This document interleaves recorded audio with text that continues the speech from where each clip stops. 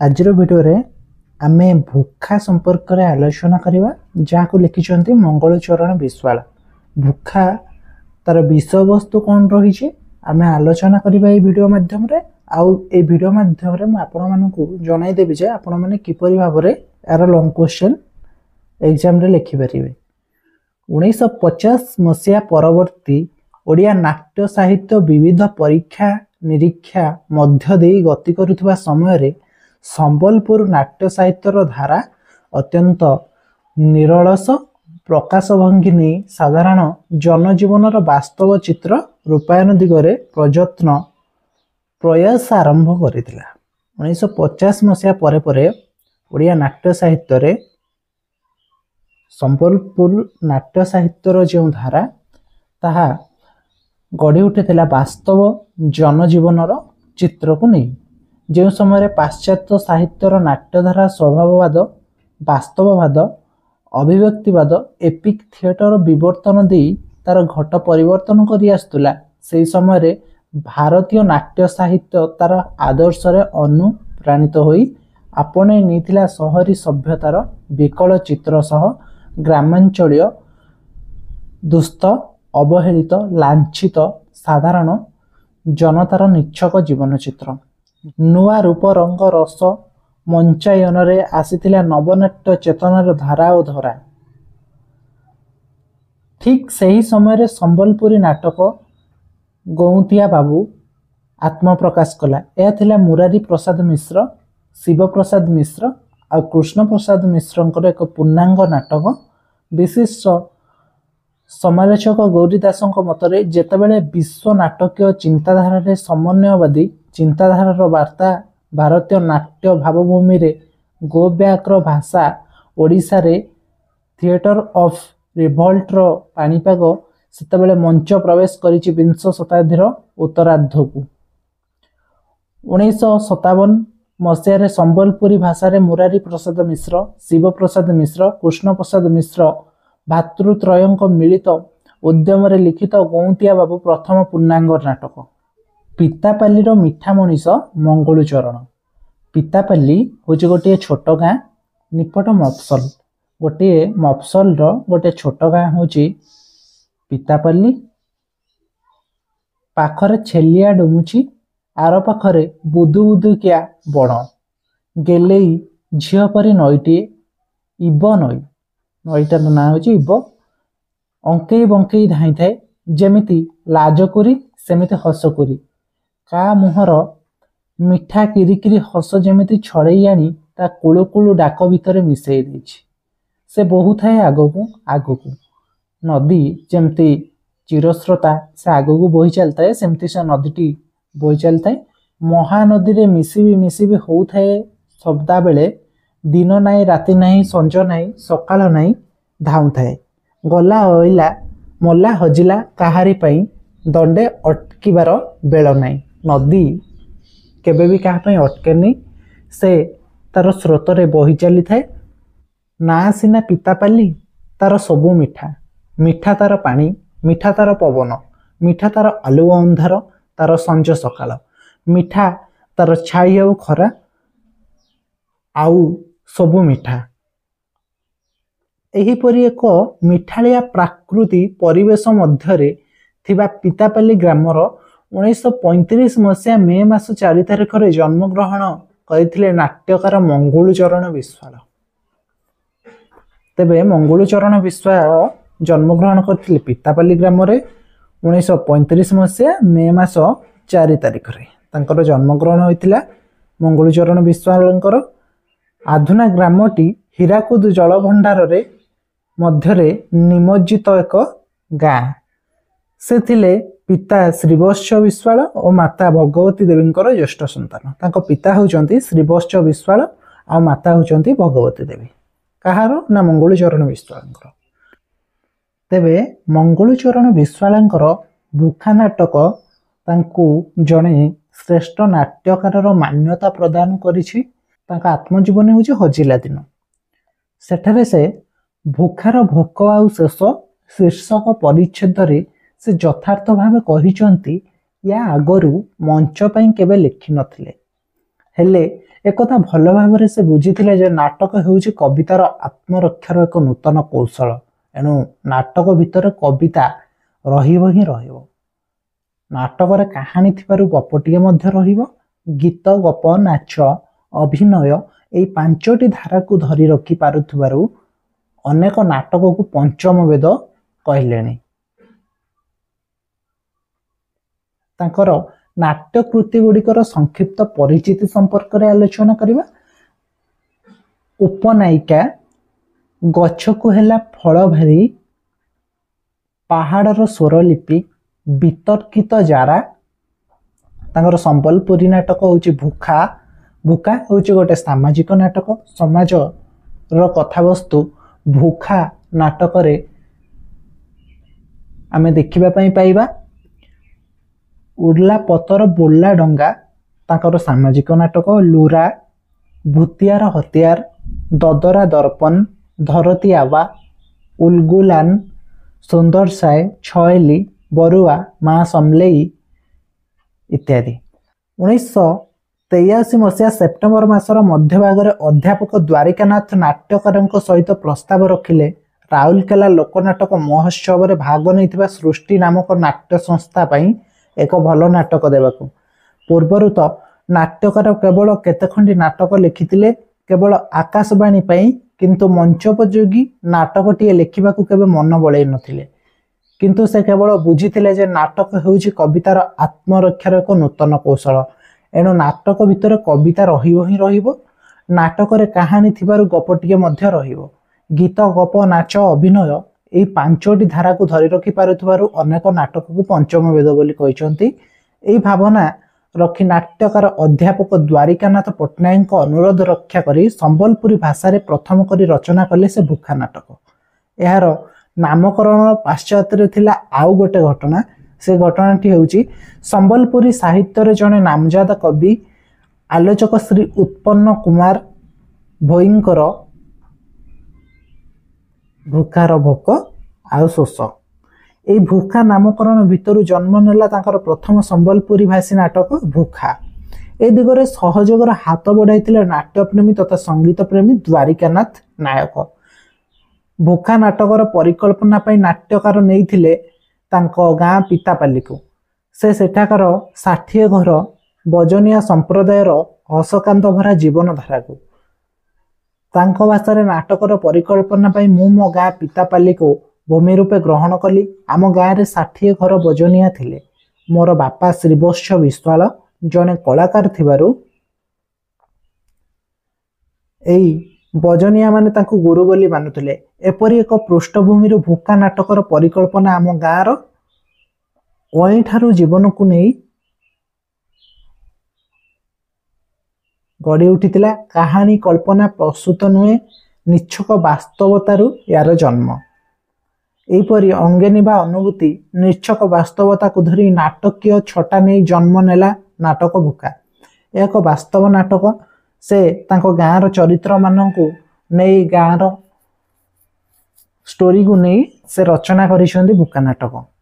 नाटकटी सिना लेखा सरीकला आ प्रतीक्षा रहिला मंचायन पई। ए दिगरे द्वारिकानाथक साहाय्यर हाथ बढ़ी आसिला। एहाकु मंचायनर विभिन्न रूप सजारे सजाइबा पई से नाटकटी को मंचरे थइबा पई सबु असुविधा को अड़ुआ को असंगति को दूर करदेले। तेबे नाटकटी 21 नवंबर 1983 मसीह राउरकेलार सिविक सेंटर मंचरे सफलतार सहित परिवेशित होता। यार निर्देशक थिले राजेंद्र प्रसाद पंडा। श्रेष्ठ संगीत निर्देशक थिले द्वारिका नायक। श्रेष्ठ अभिनेता थिले उत्तम बेहरा और श्रेष्ठ अभिनेत्री रूपे प्लाबनी पाढ़ी।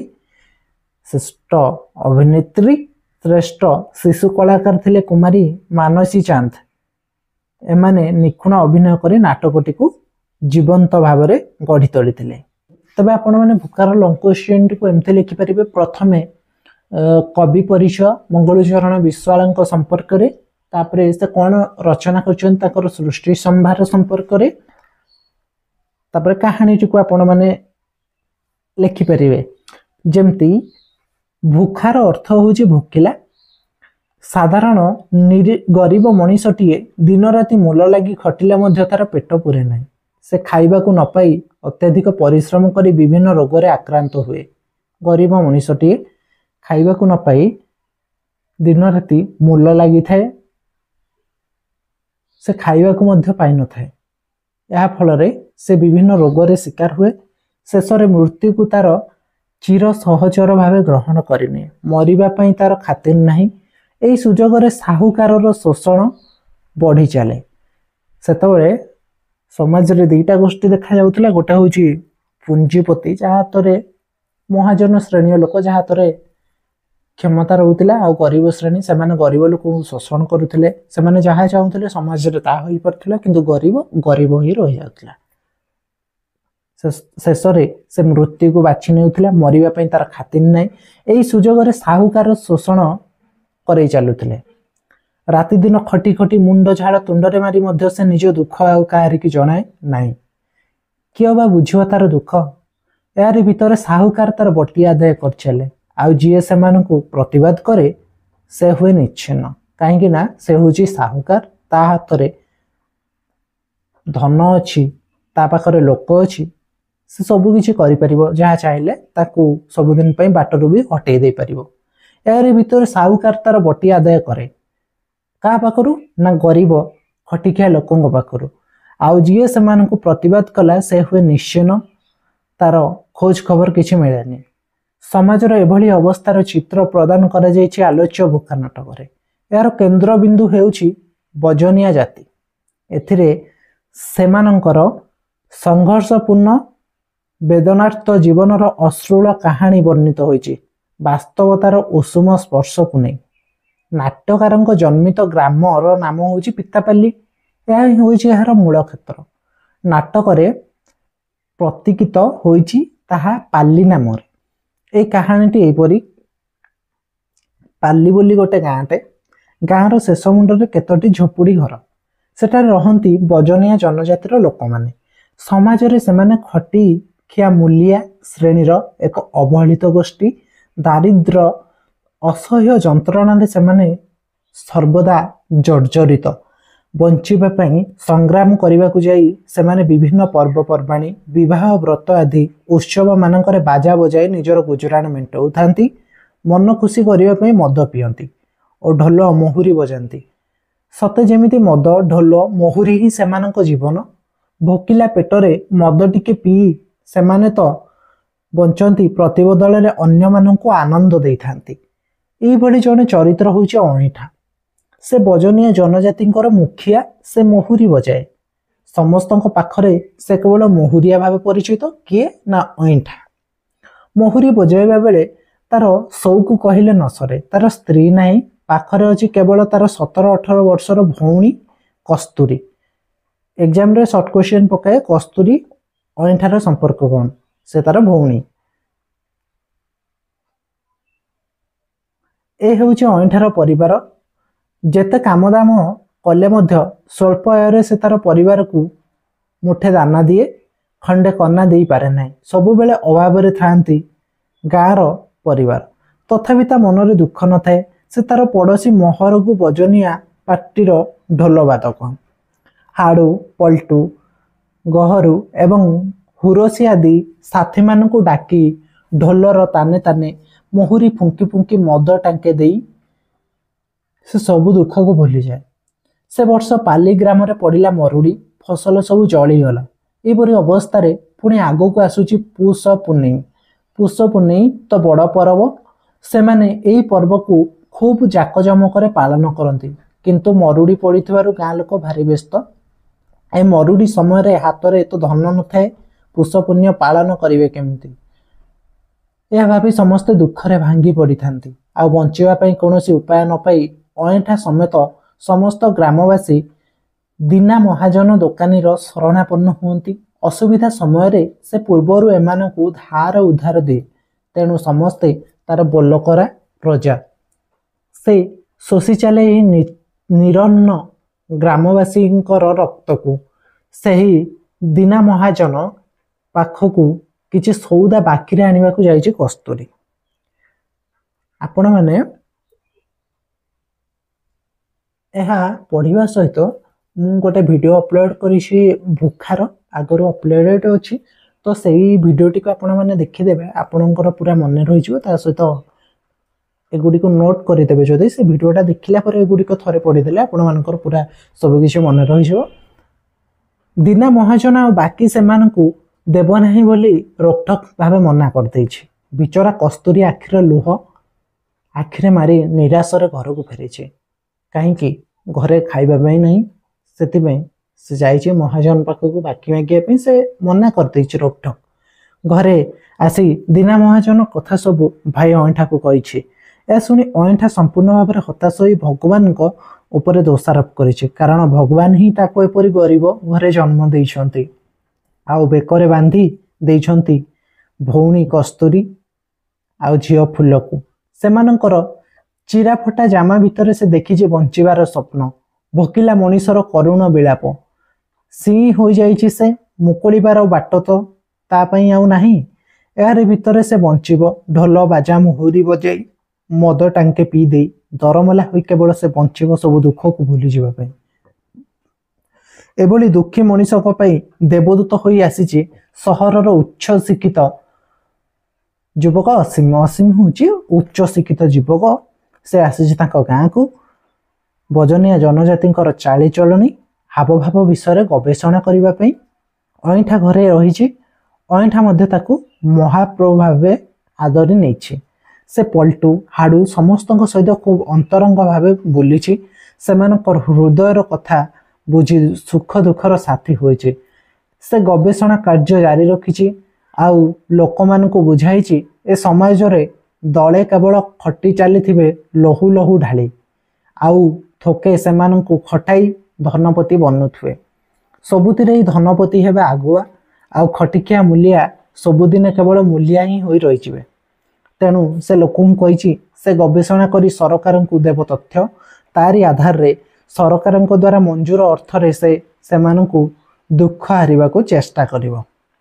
ଶେଷରେ ତାର ଗବେଷଣା ସଫଳ ହୋଇଛି। ସେ ସରକାରଙ୍କୁ ରିପୋର୍ଟ ଦେଇଛି ଆଉ ଅପେକ୍ଷା କରିଛି ସରକାରଙ୍କ ମଞ୍ଜୁରୀକୁ। ଦିନ ପରେ ଦିନ ଗଡ଼ି ଚାଲିଛି। ଶେଷରେ ସେ ଦେଖିଛି ସବୁ ପରିଶ୍ରମ ତାର ବୃଥା। ଧନୀମାନଙ୍କ କଳା ଟଙ୍କାରେ ସରକାର ଚୁପ୍ ହୋଇଯାଇଛି, ପ୍ରଶାସନ ମଧ୍ୟ ଚୁପ୍। ସେ ମନେ ମନେ ବିଦ୍ରୋହୀ ହୋଇ ଉଠିଛି। ଶେଷରେ ଧନୀମାନଙ୍କ ବିରୁଦ୍ଧରେ ନିଜସ୍ୱ ବିଚାର ରଖୁଥିବାରୁ ତାକୁ ଜେଲ ଦଣ୍ଡ ଭୋଗିବାକୁ ପଡ଼ିଛି। ଅସୀମ ବିନା ଦୋଷରେ ଜେଲ ଯିବା ଘଟଣା ଶୁଣି ଦୁଃଖରେ ଭାଙ୍ଗି ପଡ଼ିଛି କସ୍ତୁରୀ। କାରଣ ତାଙ୍କ ଘରେ ଅସୀମ ରହିବା ଭିତରେ ପରସ୍ପରଙ୍କୁ ଭଲ ପାଇ ବସିଛନ୍ତି ଅସୀମ ଆଉ କସ୍ତୁରୀ। ଅସୀମ ପ୍ରତିଶ୍ରୁତି ଦେଇଛି କସ୍ତୁରୀ ସେ ନିଶ୍ଚିତ ଭାବେ ବିବାହ କରିବ। ଏଥିରେ ନିଜର ସମ୍ମତି ପ୍ରକାଶ କରିଛି ଅଇଁଠା। କିନ୍ତୁ ଅସୀମର ଜେଲ ଯିବା ଘଟଣା ଉଭୟେ ଶୁଣି ଭାଙ୍ଗି ପଡ଼ିଛନ୍ତି। ସବୁ ଆଶା ସ୍ୱପ୍ନ ସେମାନଙ୍କର ଭାଙ୍ଗି ଚୁରମାର ହୋଇଯାଇଛି। ଏବେ ଦୀନା ମହାଜନର ଶୋଷଣ ଦିନକୁ ଦିନ ବଢ଼ି ବଢ଼ି ଚାଲିଛି। ଅଇଁଠା ଭୋକ ଉପାସରେ ରହିଛି, ନିଶା ଖାଇଛି, ମଦ ଖାଇ ଖାଇ କଲିଜା ତାର ପୋଡ଼ିଯାଇଛି। ସେ ହୋଇଛି ଟିବି ରୋଗରେ ଆକ୍ରାନ୍ତ। ଗଭୀର ମାନସିକ ଅବସାଦ ମଧ୍ୟରେ ସେ ମହୁରୀକୁ ଲଗାତାର ଭାବରେ ଫୁଙ୍କି ଫୁଙ୍କି ଶେଷରେ ରକ୍ତାକ୍ତ ଅବସ୍ଥାରେ ଟଳି ପଡ଼ିଛି। ଅଇଁଠାର ଶବକୁ ମଶାଣିକୁ ନେବା ସମୟରେ ସେ ନିଜେ ଖଇ ଫିଙ୍ଗି ଫିଙ୍ଗି ରାମନାମ ସତ୍ୟ ହେ କହି କହି ମଶାଣିରେ ଶବ ସତ୍କାରରେ ସହାୟତା କରିଛି। ଏଣେ ଘରେ ବିଚାରୀ କସ୍ତୁରୀ ଆଖିଲୁହ ଆଖିରେ ମାରି ଚାହିଁ ରହିଛି ଅସ୍ତଗାମୀ ସୂର୍ଯ୍ୟଙ୍କର ରକ୍ତିମା କିରଣର ଛିଟାକୁ। ଆଉ ଘର ଭିତରୁ ଲହରେଇ ଲହରେଇ ଭାସି ଆସୁଛି ପାନିଥି ପତର କୁହୁ କି ନାଇଁ କୁହୁ କୁହି ଯାଏ ଆଲୋ ପାନି, ତୋର କାଏ ଗୁନା ଆରେ ମୋର ସୁନା, ହୁରୁଦ ହେଉଛେ ହାନି। ଏହାପରେ ମଞ୍ଚ ଅନ୍ଧାର ହୋଇଯାଇଛି। ଏଣିକି ଜୀବନର ଚଲାପଥେ ଭୋକିଲା ମଣିଷ ଖୋଜୁ ତାର ସାଥୀ। ଆପଣମାନେ ଲଙ୍ଗ କ୍ୱେଶ୍ଚନରେ ଏତିକି ଲେଖିପାରିବେ। ଆମେ ଚରିତ୍ର ସମ୍ପର୍କରେ ଆଲୋଚନା କରିବା। ଚରିତ୍ର ମୁଖ୍ୟତଃ ସର୍ଟ କ୍ୱେଶ୍ଚନରେ ପକାଏ। ନାଟକର ମଙ୍ଗୁଳୁ ଚରଣଙ୍କର ନାଟକରେ ବର୍ଣ୍ଣିତ ଚରିତ୍ରମାନେ ହିଁ ପ୍ରତ୍ୟକ୍ଷ ଅନୁଭୂତି ଆଶ୍ରିତ ଗୋଟିଏ ଗୋଟିଏ ଚରିତ୍ର। ପ୍ରାୟତଃ ସେମାନେ ସମାଜର ଅବହେଳିତ ଦୈନ୍ୟ ଦରିଦ୍ର ନିଷ୍ପେଷିତ ନିମ୍ନ ଶ୍ରେଣୀର। ସର୍ବଦା ଲୋକମାନେ ଅଭାବବୋଧ ବିରୁଦ୍ଧରେ ସଂଘର୍ଷ କରି କରି ଜଣେ ଜଣେ ବାସ୍ତବବାଦୀ ମଣିଷ। ତାଙ୍କର ନାଟକ ଗୁଡ଼ିକ ଏପରି ବ୍ୟକ୍ତିତ୍ୱର ମହିମାରେ होइचे महिमान्वित। आपण माने जदि यार पीडीएफ टी को पाइबा पे चाहछन्ते मु व्हाट्सएप नंबर दे दोची स्क्रीन रे आपण माने मेसेज करि परिबे मु आपण को यार पीडीएफ टी दे देबे। पीडीएफ टी देले आपण माने पीडीएफ टी को पढिले आपण माने डिटेल रे पूरा जानि परिबे।